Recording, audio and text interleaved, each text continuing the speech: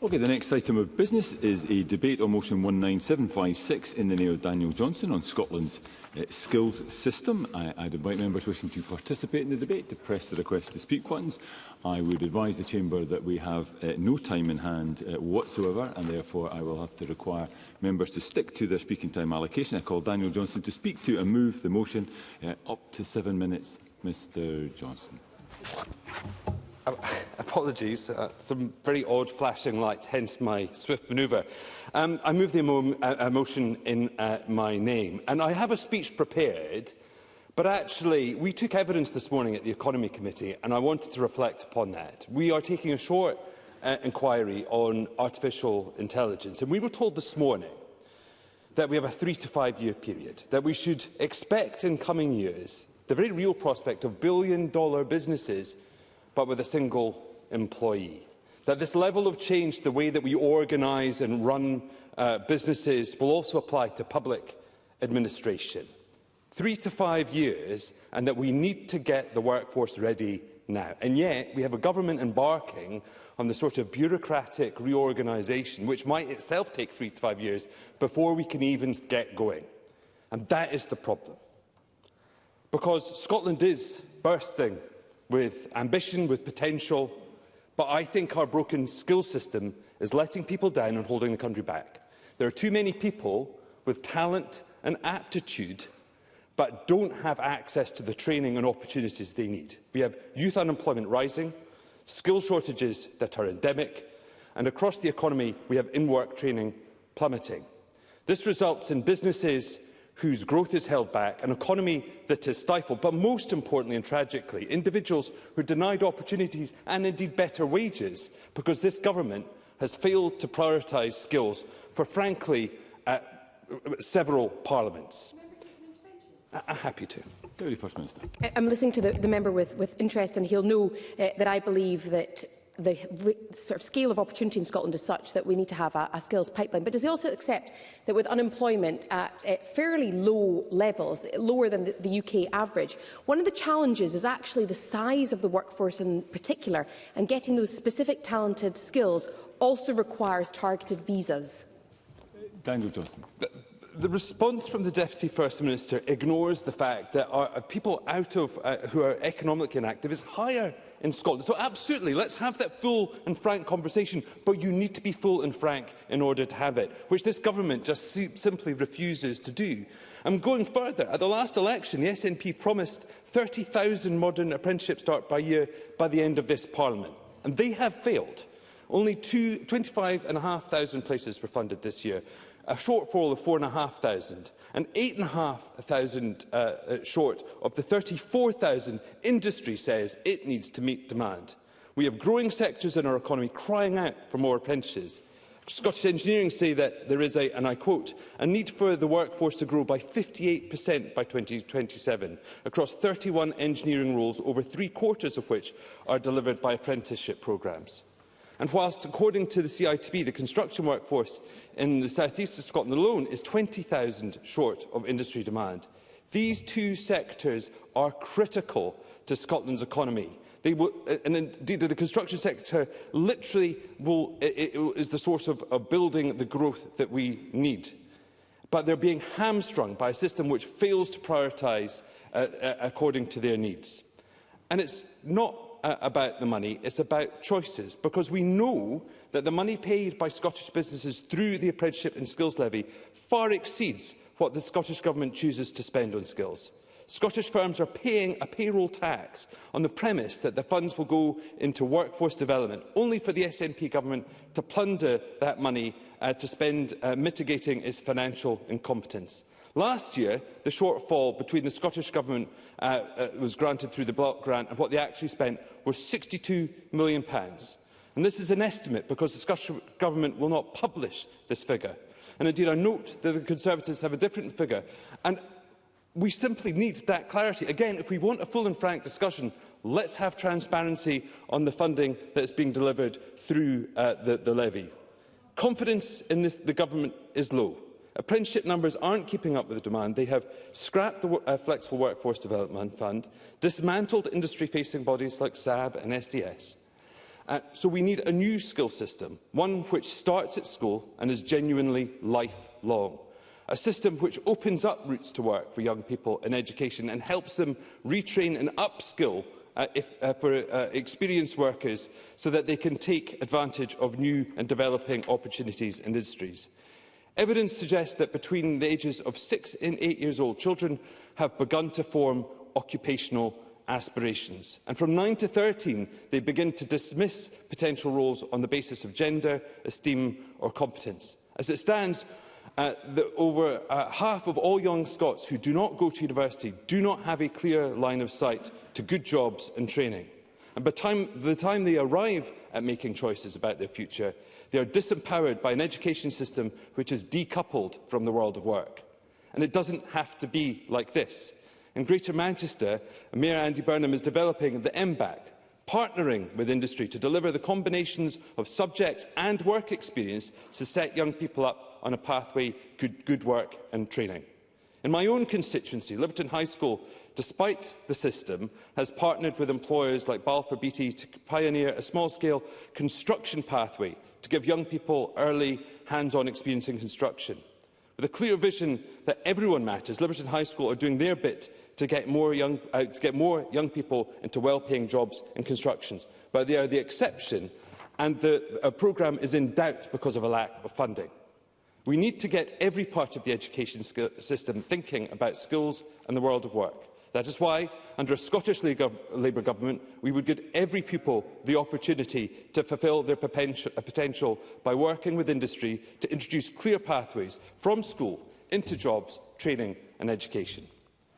Rapid changes in our economy through technology, the climate and the imperative of demographics mean we must stop viewing skills as a thing we do once at the start of people's careers. Our modern apprenticeship programme is genuinely first class, but it is slow to adapt to these economic changes and inaccessible to learners already in the workforce. That is why we need to give learners the ability to upskill or retrain whilst in work through a modular system, all underwritten by student finance that supports those looking to upskill or retrain in the same way it supports those doing a university degree. It has been 8 years since the Scottish Government's Enterprise and Skills Review outlined serious deficiencies with the skills system, and 3 years since James Withers published his review. But instead of fixing the problems as experienced by user, the Government's only foray into skills base is a tertiary education bill, which has one function: to shift responsibilities from one agency to another. That simply will not meet the challenges that we face over the next 3 to 5 years, as outlined at the beginning of my contribution. Thank you. Thank you very much. I now call Ben Macpherson to speak to and move Amendment 19756. Point 2, up to 5 minutes, Minister. I move the amendment in my name, and excuse me if I lost my voice slightly at Hampden last night, as I'm sure much of the country did across different parts of our society. And I think what we witnessed last night was a sense of resistant optimism, which I've talked about in this chamber before, which is relevant to the motion and amendments that we are debating today as well. I appreciate the constructive suggestions that are in the motion that's been moved by the Labour Party, and also the constructive tone in some of what is in the Conservative amendment. I mean, that's what we need. The problem with the motion, in principle, is that it sets out as its opening line by stating erroneously that the skills system is letting down young people and holding economic growth back. Yes, there is room for improvement, and we need to work together on that. And the challenges have been set out in terms of the technological revolution that's happening across the world. But to state such negativity is erroneous and not helpful. Let's be constructive and work together. I'll take the amendment. Daniel Johnson, briefly. Would the Minister not at least agree that the 4,500 people, less than the Government's own targets, who don't get an apprenticeship, are being let down? Minister. So I've stated before, as have colleagues, that we have an ambition to grow the amount of modern apprenticeships and graduate apprenticeships and foundation apprenticeships. But what we also have at the moment is a record number of people in modern apprenticeships. Yes, there is more demand in the economy than we are meeting at the moment, and yes, there are colleges that want to fill more places, and we want to work together with them. We recognise the challenge, but to state that there is a system that is not working for our young people in any way, or not working for business and industry in any way, is erroneous. There's a very good amount of work that's happening across the country between industry and educators and in schools in order to prepare our young people who are flourishing.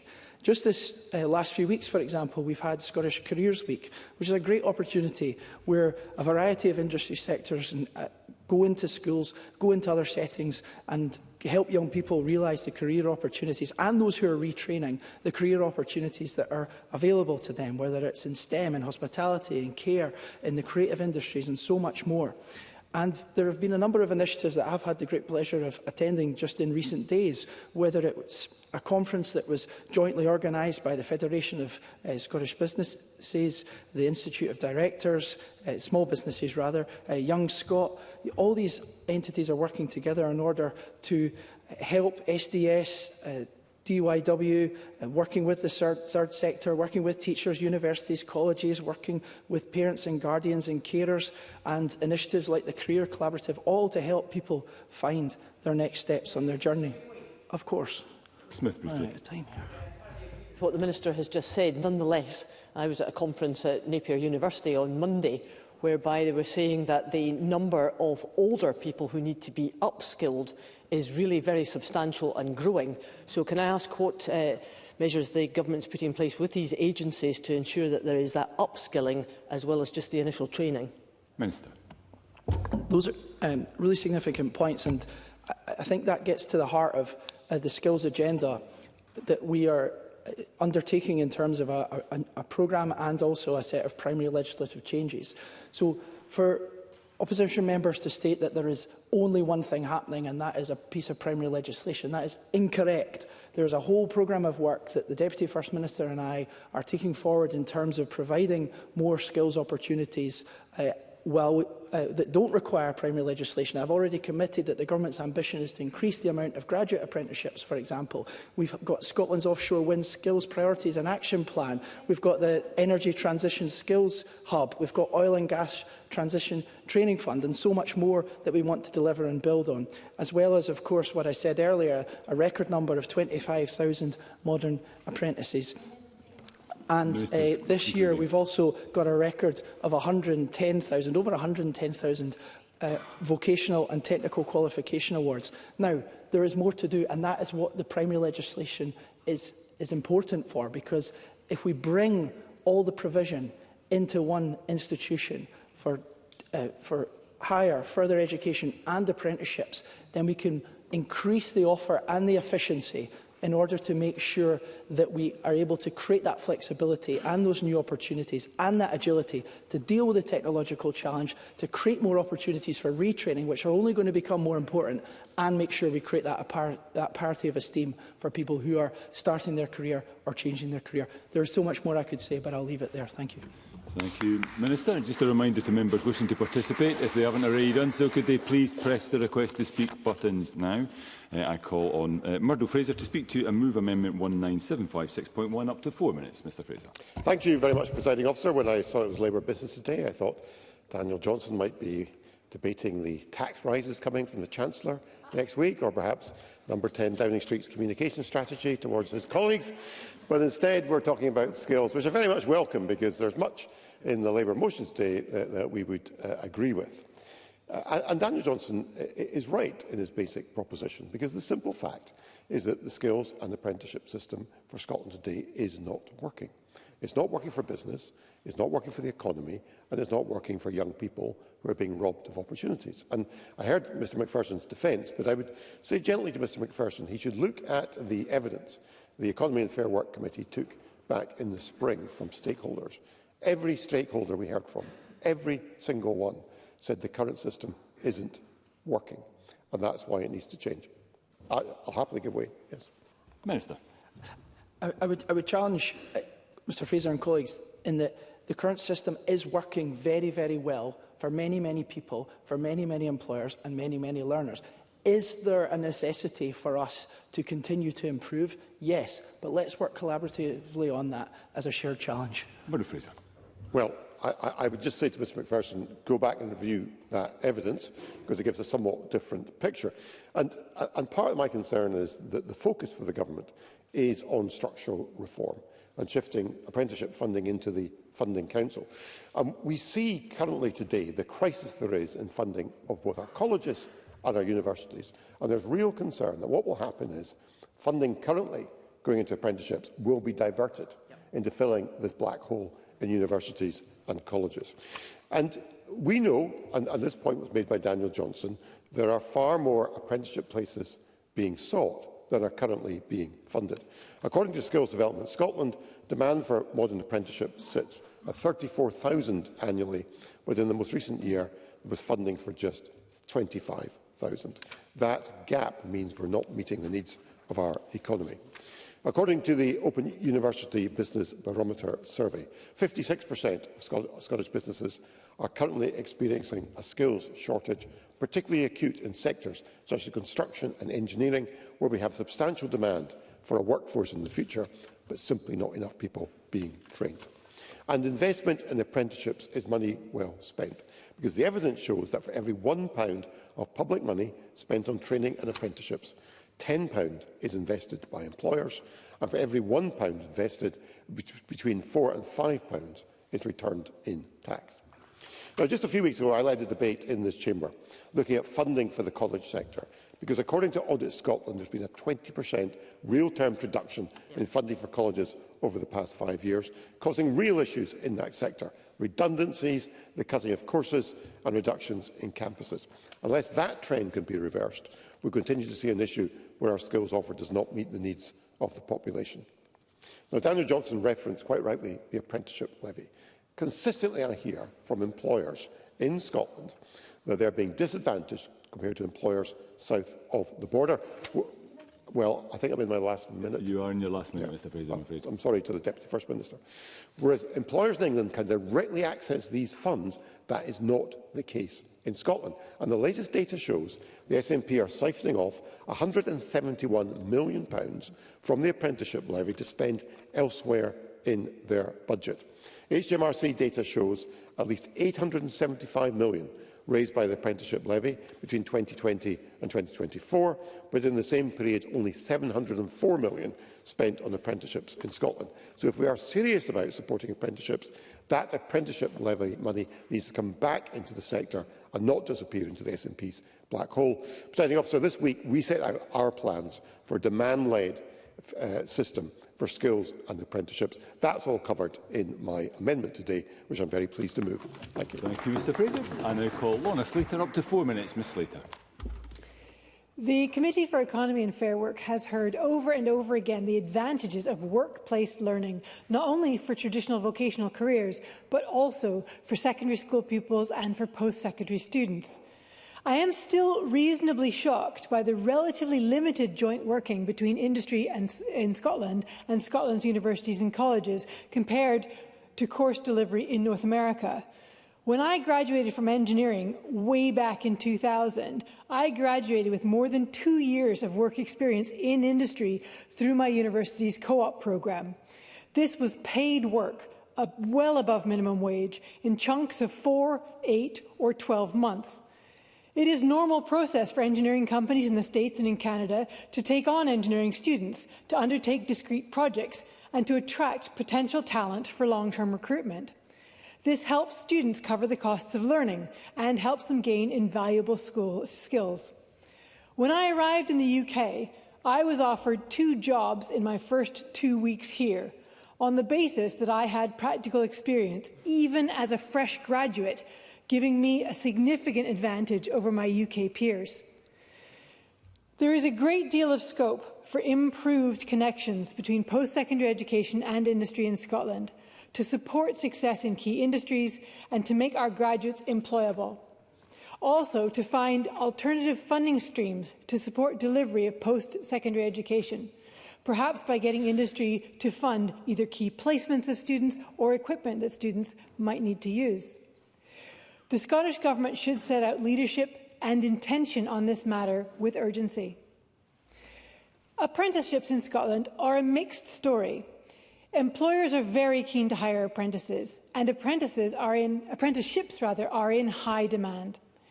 A higher percentage of apprentices go on to work in the subject area that they have been trained in than university students do. I wasn't able to find statistics on this matter for college graduates. This begs the question somewhat about the difference in focus and funding between these two routes. It could be said that substantial public funds are being wasted on students who study at university and then do not go on to work in their field of study. At the very least, it should be a matter of self-reflection for universities who are claiming financial difficulties. Additional funding for apprenticeships to allow more people of all ages to take them up would be a sound investment in Scotland's future. And about 90% of people who study the apprenticeship go on to work in the field or the sector in which they've studied. This is valuable learning. There are matters, however, that concern me about how apprenticeships are being delivered in Scotland, despite positive headlines. Firstly, the quality of apprenticeships varies widely, with no standards for minimum training hours or quality of instructors. I met one apprenticeship who worked for one of our local authorities.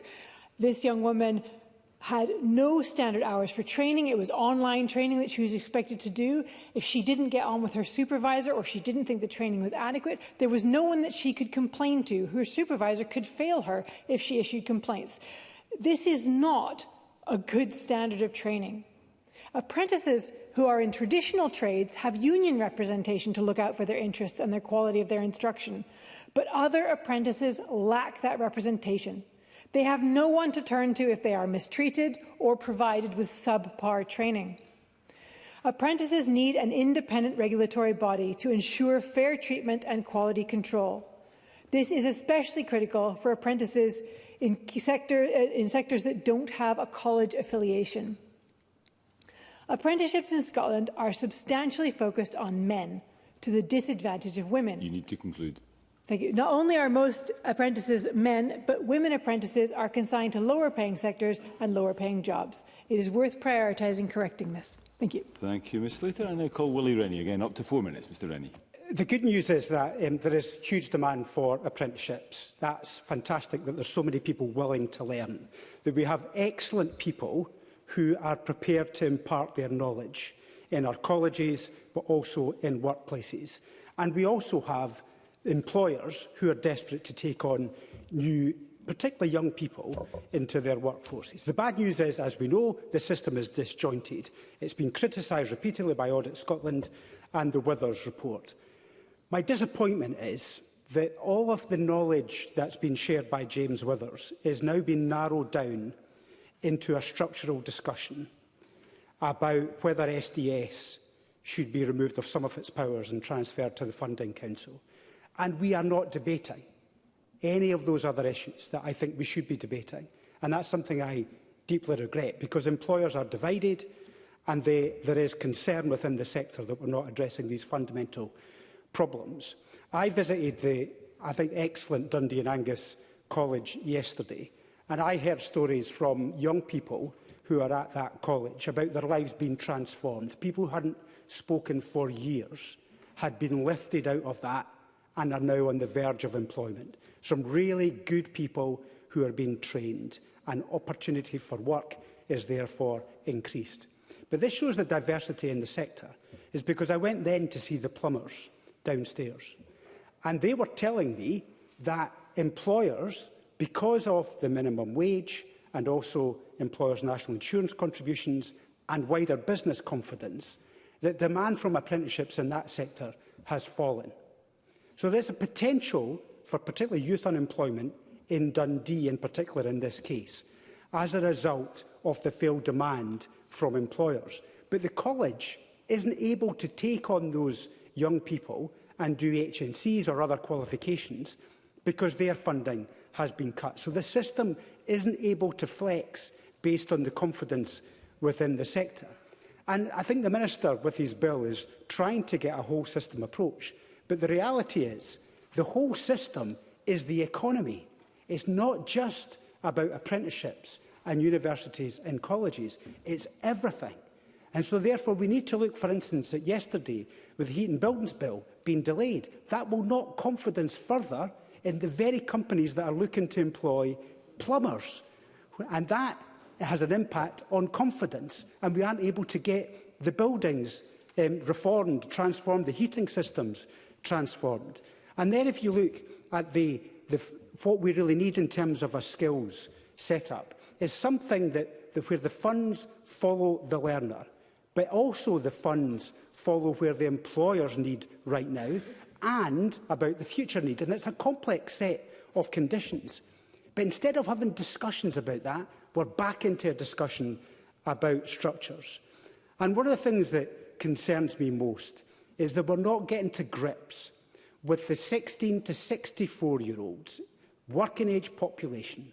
The economic inactivity of them is one of the highest in the United Kingdom. It bounces between 1 in 4 and 1 in 5. Now, we need those people to work in order to pay the taxes, in order to fund our public services. The economy, therefore, that whole system is broken. That's what I believe. It's not just the narrow apprenticeship system. It's the fact that we aren't focusing on the whole economy and the skills of the whole economy and the activity, the economic inactivity. So my plea is to have a wider debate about all of those things so that we can get the economy moving rather than having narrow debates about structures. Thank you, Mr Rennie. We move to the open debate. I call first Alec Rowley, to be followed by Jamie Hepburn. Up to 4 minutes. Mr Rowley. Thank you, Presiding Officer. When I looked at the motion and the amendments for this debate today, there is a lot of positives in each of these that we could agree on. And it would be great if political parties in this place were able to come together more. Daniel Johnson talked about a full and frank discussion, but we need to add honesty to that discussion about where we're at, what needs to be done and how we move forward together in the interests of the people of Scotland. I was in Forth Valley College a month or so ago, and I was there for a morning meeting, so I went for breakfast in their excellent cafe, and I met a young man from Kirkcaldy who was there and told me that he was working for a firm in Fife and doing an apprenticeship. And he was so excited in telling me about the college, his apprenticeship and how he was getting on. And so it's important also that we recognise that the colleges don't sit in isolation from the wider economy. The devastating news yesterday about Mossmorn, and there will be apprentices there that will need support and how they move forward. But employment, the economy, it is a joined-up approach that we need. I found, a bit like Willie Rennie talking about how when he went to the college in Angus, I found that college was buzzing with people. And so we should be careful in these debates not to talk down the success that is happening across Scotland's colleges. The report from Scotland's colleges, Key Facts 2025, outline that. And so for many people, there is a good experience that they're getting in the colleges. But as I say, we need to be honest. And the fact is that, as Audit Scotland have pointed out, in this parliamentary term, colleges have had a 20% real terms cut in their funding. And colleges like Fife College, Forth Valley College, they are making clear that they can't continue with the cuts that they're having to make to budgets. So as part of that honest discussion, let's look at the funding and look at what needs to happen with that funding moving forward. In terms of the motion and amendments, they all talk about the links with schools, and we need to get that link much, much better. For some pupils coming through the school system and coming out the other end without the basic skills that they actually need, a college education isn't going to be something that they're going to be that successful at. So we need to recognise that. Daniel Johnson talked about the work in a school in Liberton and the work that they're doing with employers. There's lots of excellent work that is happening out there with employers. I could rattle off umpteen schools in Fife that are doing some really good stuff, and employers are bought in there. But you tend to think there needs to be more of a sort of strategic approach to that and looking at how we do that. A project in Fife called The Hub that I have mentioned to the Education Secretary on a number of occasions, where they have schools signing up and where pupils are struggling in school, and indeed many pupils not wanting to go to school, they go along to this training workshops up in Methil, and schools right across Fife are using that, and many of those young people that I have talked to have gone on to get an apprenticeship. Had they not had that opportunity, they would have come out of the school system without any opportunities. So we need to look at those kind of models as well, because that hub is doing brilliant work, but is struggling to get financial support. I've had meetings with Fife Council education officers to say, how can we support this organisation, which schools are actively supporting, and the outcomes are there and being demonstrated. So I think we need to be positive about what is going on, but recognise there is a serious funding issue, and recognise we need a more joined-up approach. And I would wish all parties in here to start to work together and put the people of Scotland first. Thank you, Mr Riley. I now call Jamie Hepburn to be followed by Claire Baker. Up to 4 minutes, Mr. Thank you very much, President Officer. Can I begin by thanking Daniel Johnson for bringing forward the debate today. This is an enormously important area for us to be discussing here in the Chamber, ensuring that our, not just young people, but also those who, I think Liz Smith made this point about those already in the world of work, have the requisite skill set they need to be able to take up the opportunities that exist in the labour market just now, or those that we know that are coming down the track is of fundamental importance. We know the nature of the labour market is changing. Daniel Johnson made the point about artificial intelligence changing the nature of our labour market. Automation is going to change the nature of our labour market, change patterns of consumption.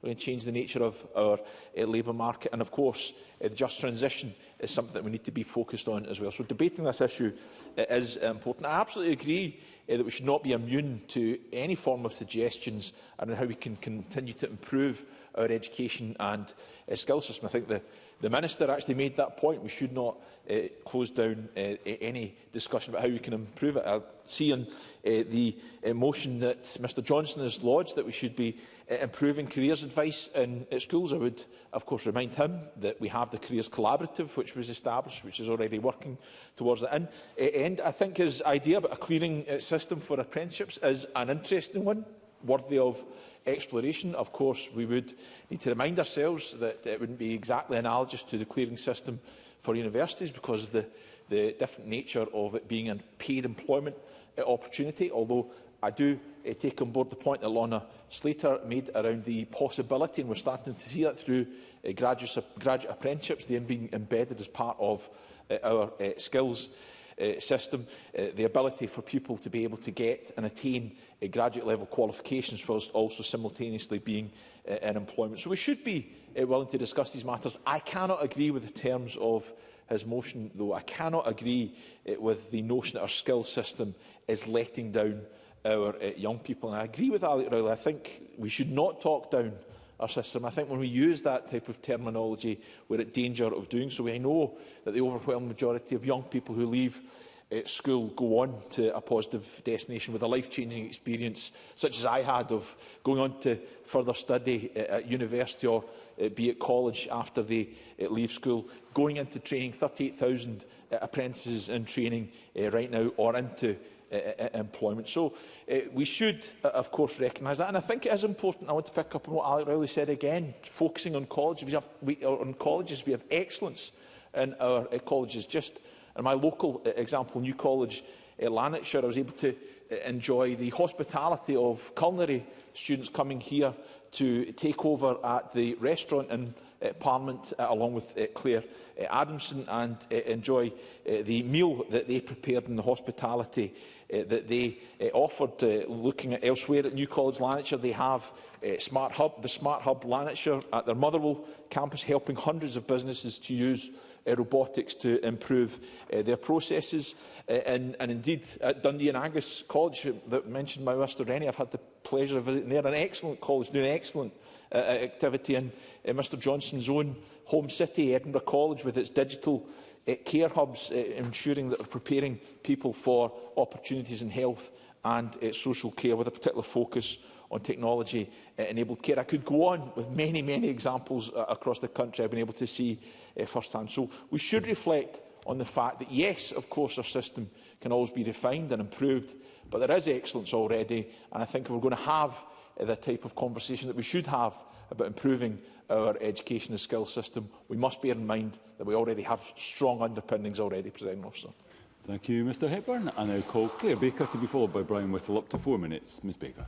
Thank you, Presiding Officer. MSPs have already described how they feel Scotland's skills system is failing too many young people and is holding back our economic growth. There is a need for a new partnership between education and industry with better careers advice at its heart and clear supported pathways from the classroom to the workplace. For too long, the system has lacked coherence, vision and investment. I want to begin by talking a bit about colleges, which have a track record of linking education with industry, including through schemes like the Flexible Workforce Development Fund. But instead of empowering colleges, we have seen them placed under limitations. I can remember when college reorganisation was pushed through without the funding needing to make it work. What should have strengthened partnerships instead narrowed access, taking the broad and inclusive approach where colleges partner closely with business and communities, and it placed restrictions on it. As Alec Rowley said, more recent funding changes have also negatively impacted. The consequences have been predictable. Opportunities can be lost, partnerships weakened, and too many young people fall through the cracks, as James Withers showed in his review. Our colleges are striving to deliver for their learners and local employers despite the financial environment they face.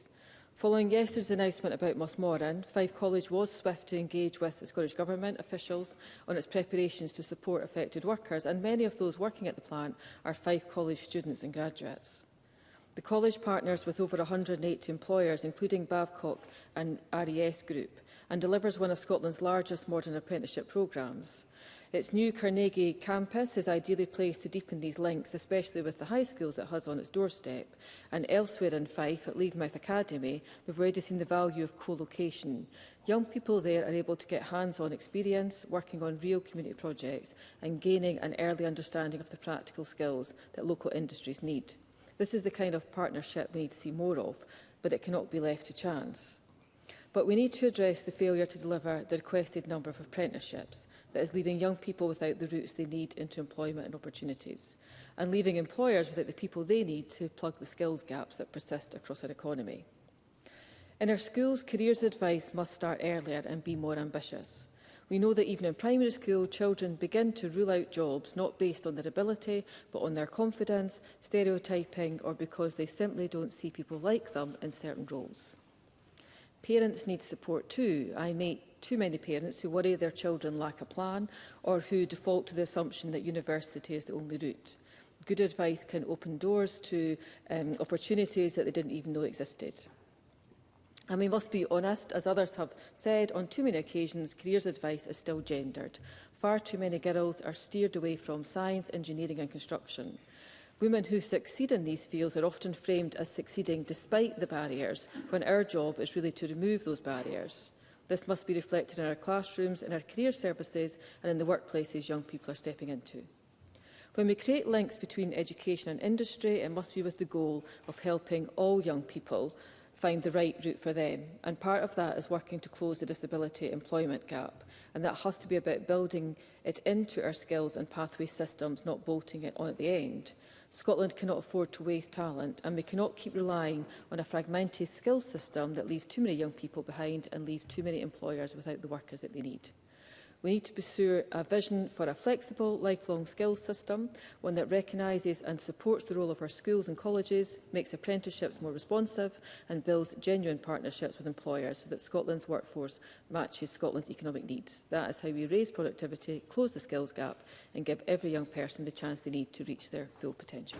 Thank you. Thank you, Ms Baker. And I call Brian Whittle to be followed by Fulton McGregor. Up to 4 minutes. Thank you very much, Deputy Presiding Officer. And as always, I am delighted to rise in support of our education and skills sector. And it's great to see Labour at long last accepting what I and my colleagues in these benches have demanding in skill development for years. And it shows that even if a little late, members of other parties can join us and be persuaded to get on the right path. Now, who would have thought that we'd be debating, Deputy Presiding Officer, that we should be matching skills development with industry need? What have the Scottish Government been doing for the past 18 years? The answer really is there have been an ongoing systematic dismantling of the FE sector. At a time, Deputy Presiding Officer, when we were desperate for a need and a huge increase in apprenticeship numbers, the Scottish Government have squeezed funding for our colleges, forcing cuts year after year. Now, I've often said in this chamber that education is the cornerstone of every portfolio. I came into this place saying that education was the solution to health and welfare. A good education leading to decent, well-paid jobs impacted predicted health outcomes, leading to a reduction in the pressure on our NHS, and a decent, well-paid job leading to a higher tax take, which allows greater investment in our public services. The alternative, of course, is the increased pressure on the welfare budget, which is exactly what we're seeing from the SNP government. This government's one-dimensional thinking is exactly what's holding back Scotland's economic potential and starving our pupils and those wishing to upskill of those important opportunities. Deputy Presiding Officer, among the many fantastic FE colleges across Scotland, Ayrshire College is a shining example of what can be achieved. They are working closely with local industry to develop apprenticeship programmes required in engineering, including in aerospace, trades and social care. We have Palm Ale at Prestwick Airport, who service Ryanair aircraft, desperate to expand their operation and create more than 700 jobs, working with Ayrshire College to develop that apprenticeship programme in engineering and aircraft maintenance. Palm Ale already contribute millions to the Scottish tax take. Yet they told me last week they are having to recruit from as far afield as Ethiopia and Turkey because of lack of local apprenticeships. We have XLCC planned to operate 200 apprenticeships by 2030 once their plant is operational at Hunterston, again working with Ayrshire College to develop that skill set. The engineering cluster in Prestwick are also all looking to expand. The limiting factor in that economic expansion is access to constant apprenticeship throughput. All the while, Ayrshire College have reported that some 834 qualified applications for apprenticeship places have had to be turned away because of lack of government funding. Places including 400 in engineering, 120 in apprenticeships and 71 in social care. So much for the issues in social care staffing only being immigration. We can't even give local communities the opportunity to work in social care. The same is true in foundation apprenticeships, a lack of foresight, meaning a lack of opportunity for pupils. If you are academically minded and good at exams, there's a pathway through the education system to university and beyond. But what about a pathway for those who would excel travelling the foundation apprenticeship route into modern apprenticeships and onto successful careers? This is just as a viable route into great careers, but hugely undervalued by this government. Deputy Presiding Officer, we need careers advice in schools that enthuse our pupils to consider the pathways into great local careers, which includes recruiting local industry to showcase opportunity. But we need a government that will match that industry need with an investment in our education system that speaks directly to that need. Only when the Scottish Government wake up to the economic opportunity that increasing apprenticeship places will offer our economy, reaching its potential, and after 18 years, I have to say, of SNP mismanagement, it is obvious it won't come from that department. Deputy Presiding Officer. Thank you. We now come to the final speaker in the open debate, Fulton McGregor. Again, up to 4 minutes. Mr McGregor. Thank you, Presiding Officer. It's a great pleasure today to speak about the vital work underway across our education and skills system. Work that is helping people of all ages reach their potential and strengthening the foundations of Scotland's economy. And at the heart of this effort is a simple belief that every young person deserves a chance to succeed, and Scotland thrives when its people thrive. The SNP Scottish Government is investing more than £2 billion to give people access to education, training and opportunities that shape lives. And this investment is guided by a clear purpose: building a fair, prosperous and successful economy supported by an education and skills system that is flexible, responsive and ready to meet the needs of communities, employers and future industries. I think I'm going to have to make the same apology as the Minister regarding my voice and being at Hampden last night. Nowhere is the importance of Scotland's colleges clearer than my own constituency of Coatbridge and Chryson. New College Lanarkshire, which is a campus in Coatbridge where I'm a regular visitor, was recently named Further Education Institute of the Year at the Herald Education Awards. It secured 4 awards, including the Widening Access Award for its pioneering undergraduate school, created with the University of the West of Scotland. And as the first degree-level school on a Scottish college campus, it is opening up fairer and more accessible routes into higher education. Almost half of its first cohort came from some of the most socially, economically challenged parts of Lanarkshire. With innovative programmes such as Scotland's first dental nursing degree to the Learning Well online platform for adult learners, the college is transforming opportunities locally. And the success of students like Chloe Sandilands, who's been in the press, who overcame homelessness to become a champion for inclusion and wellbeing, showed the life-changing impact of a supportive college environment. And this is exactly what investment, innovation and fairness can achieve for places like Coatbridge and Chryson. Colleges across Scotland play this vital role every day. They are powerhouses of learning and aspiration, ensuring learners gain the skills their economy needs now and in the future. Tens of thousands of learners progress through Scotland's colleges each year, and the Scottish Government continues to support them with more than £750 million invested into our 24 colleges and the apprenticeships that they deliver. We all recognise, however, that colleges and universities are facing financial pressures. Those pressures have been intensified by austerity imposed by the UK Labour Government, cuts that restrict Scotland's public finances and limit our ability to invest even more in education. Rising energy bills, inflation and increased employers' national insurance contributions have created around £50 million in extra costs for Scotland's educational institutions. And it's not just colleges and universities. Businesses in Coatbridge and Chryson and across the country are feeling the impact of rising energy costs and the national insurance increase as well. Costs that reduce their ability to hire apprentices and invest in local jobs. I'm sure, like other members, I know that I hear that from businesses often when I'm out and about visiting. Despite these pressures, Scotland remains committed to expanding skills and apprenticeships. This year, the SNP Government is providing £185 million to deliver 25,000 new modern apprenticeships, 5,000 foundation apprenticeships and 1,200 graduate apprenticeships, while supporting more than 38,000 apprentices already in training. Supporting young people goes beyond qualifications. It means giving them confidence, guidance and personalised support. And that is why this year's programme for government commits to improving school age and adult career services, including better information on job prospects and earnings. We're also expanding recognition of prior learning, helping people change careers and building the skills they have. But as we look ahead, Presiding Officer, we must confront the reality that many of Scotland's skills shortages are driven by Brexit and UK immigration policy.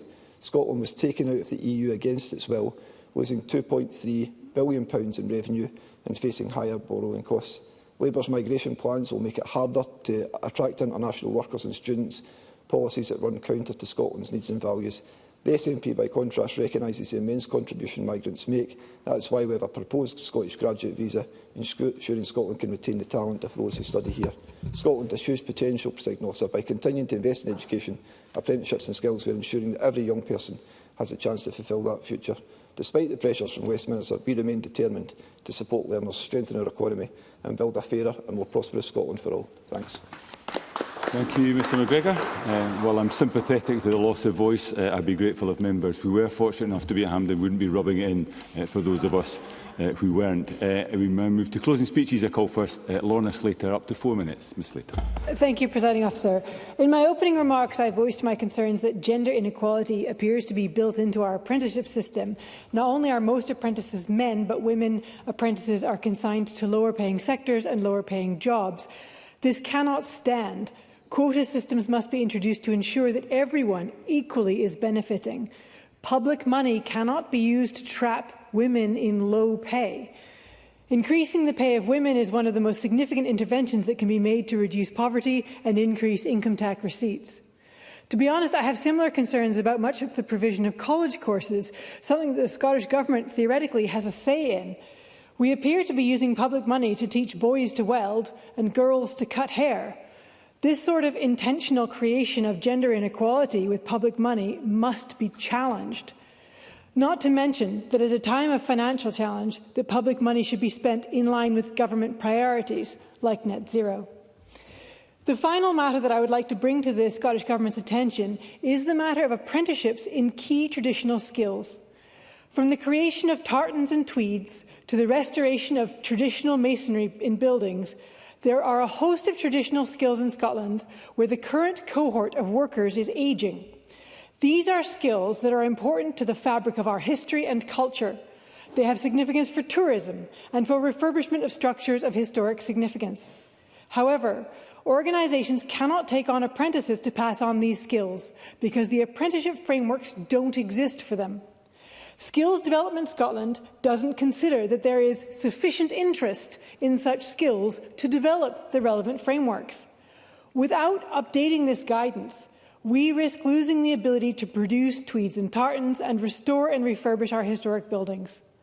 I would urgently ask the Scottish Government to reconsider the guidance as apprenticeships are moved to the Scottish Funding Council to allow for, indeed to encourage, the creation of apprenticeship frameworks, even when there will only be a handful of apprentices in any given year, when the skills being taught are culturally, historically or strategically significant. And on that note, I'll close, Presiding Officer.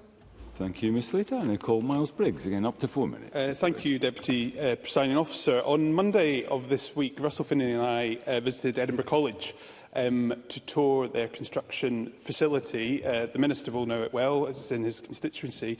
And we met with lots of young people, not just here from Edinburgh, but actually very much from East Lothian as well. And speaking to them, you could see the opportunity which they have finally been able to realise that if they get these skills, they will get the security, hopefully in the future, of a job, a good job, and be able to get on with their lives. And it was interesting to have some conversations with really young people who had a focus on exactly why they were there and wanted to be there. And I think it's important this debate has touched upon a number of aspects of that, because Daniel Johnson in his opening speech touched upon the future and the people and the jobs of the future and where we need to plan. And as Murdo Fraser has said, the skills system currently is not meeting the needs of our economy, and we need to be mindful of where we should be working collectively to make a change to achieve that. And I don't think the Government's Tertiary Education and Training Bill will do that. And that's why Scottish Conservatives will work to amend that. But we need to see transparency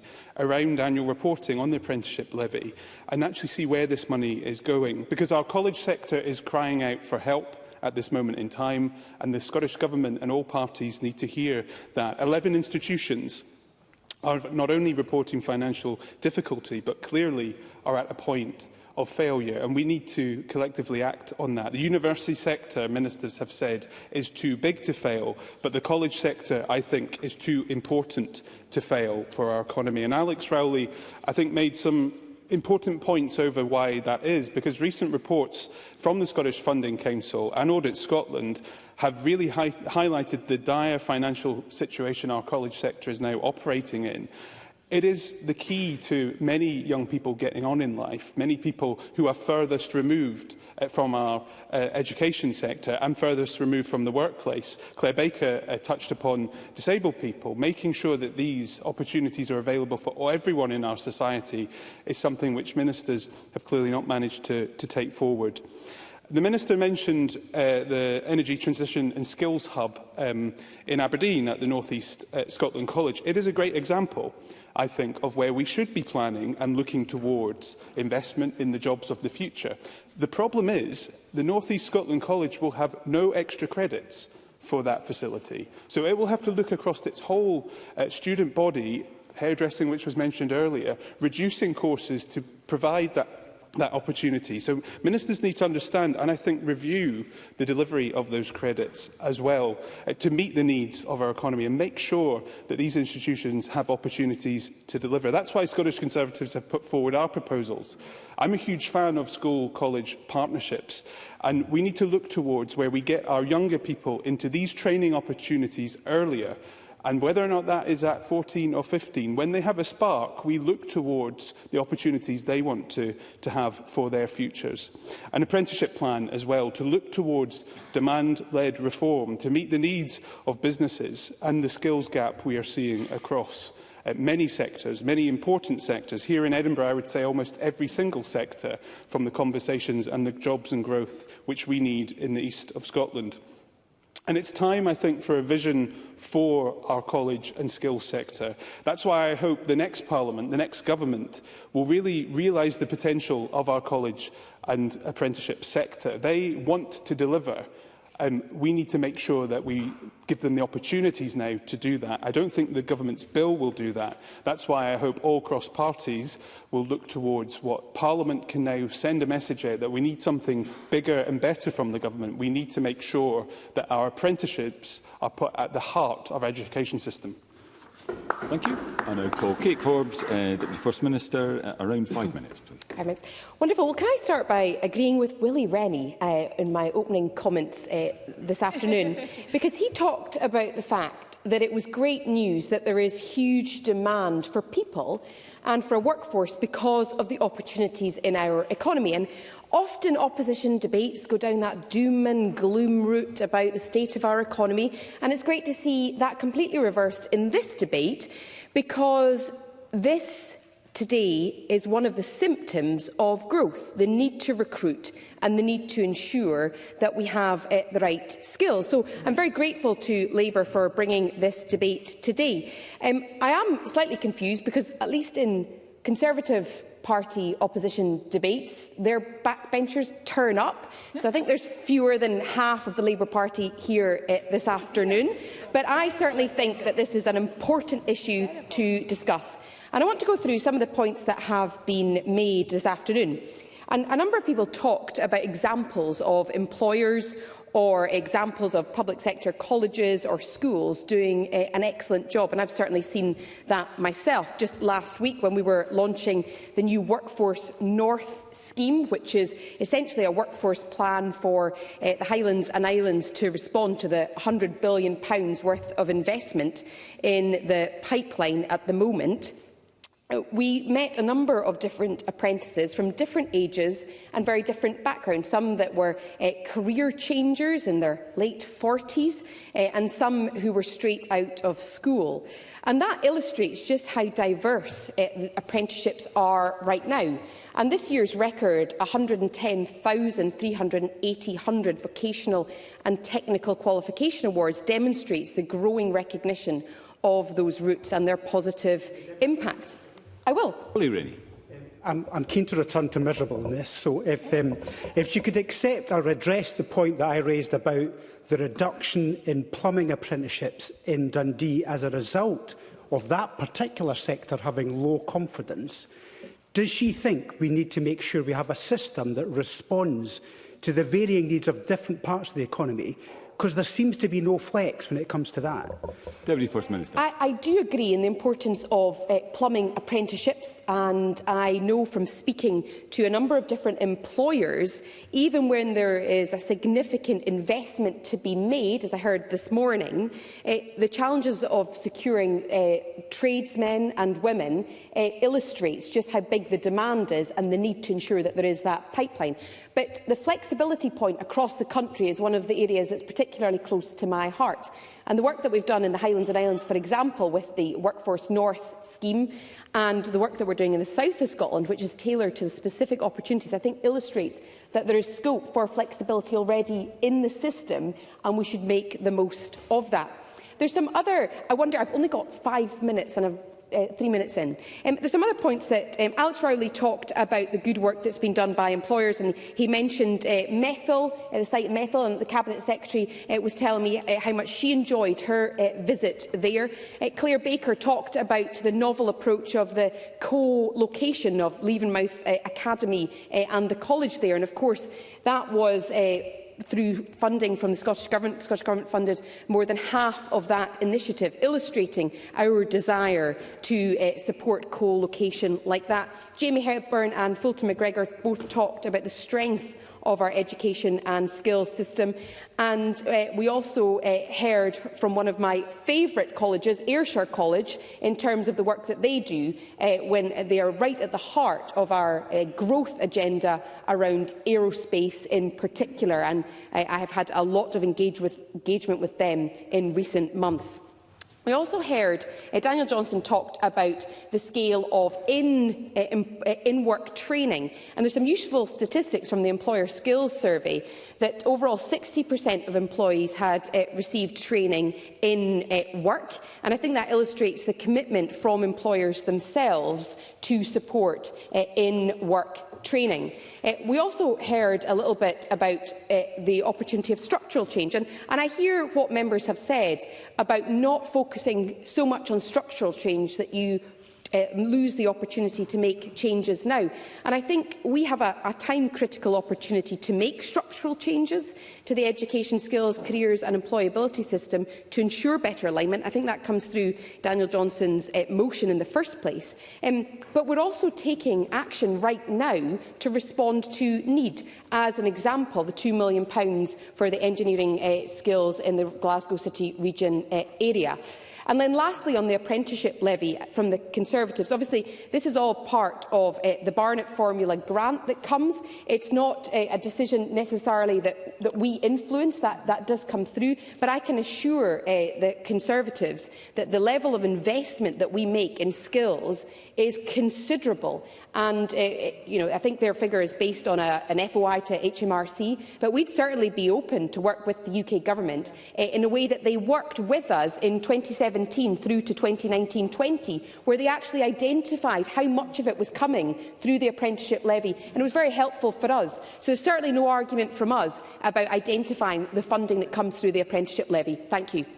Thank you, Deputy First Minister. I now call Pam Duncan-Glancy to conclude the debate. Up to 6 minutes. Ms Duncan-Glancy. Thank you, Presiding Officer. And as this has been the first opportunity I've had available to do so, I'd like to also just congratulate the skill of the Scotland's men team that they showed last night as we're discussing skills, and they showed incredible skill last night in getting through to the World Cup. So I'd just like to congratulate them and recognise the importance of that skill. Presiding Officer, I'm pleased to close this debate for Scottish Labour because we believe that education and skills are keys to unlocking potential.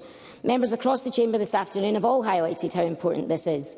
Scottish Labour's approach to unlocking this potential is underpinned by 3 clear principles. 1, that skills reform should be industry-led, with education providers and employers in lockstep to harness expertise, get young people ready for the jobs of today and tomorrow.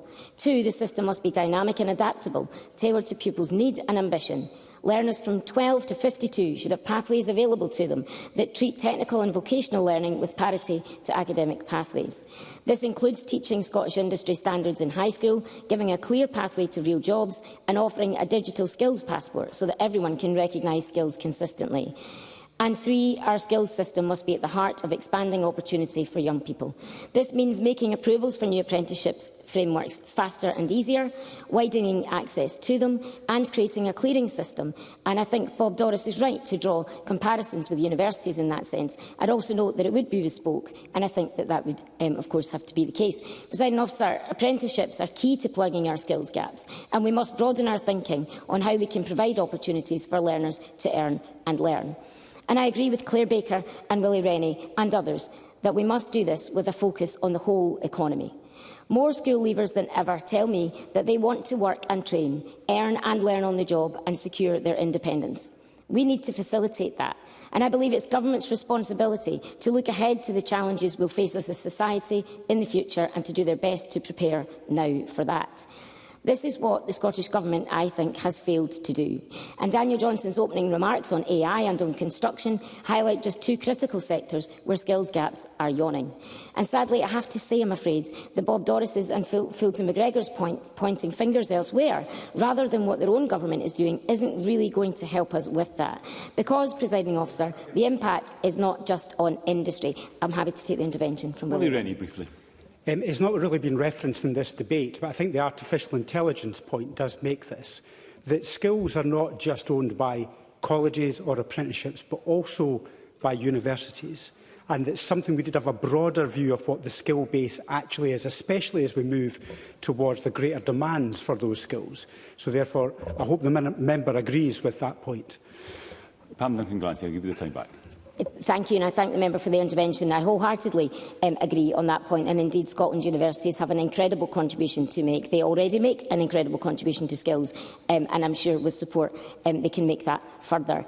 Presiding Officer, the impact of the government's approach has not just been seen in gaps in industry and skills gaps. It's letting down young people and workers across Scotland who are missing opportunities that would quite literally change their lives. And I have to say gently to the Minister that this is not erroneous, it is indeed facts.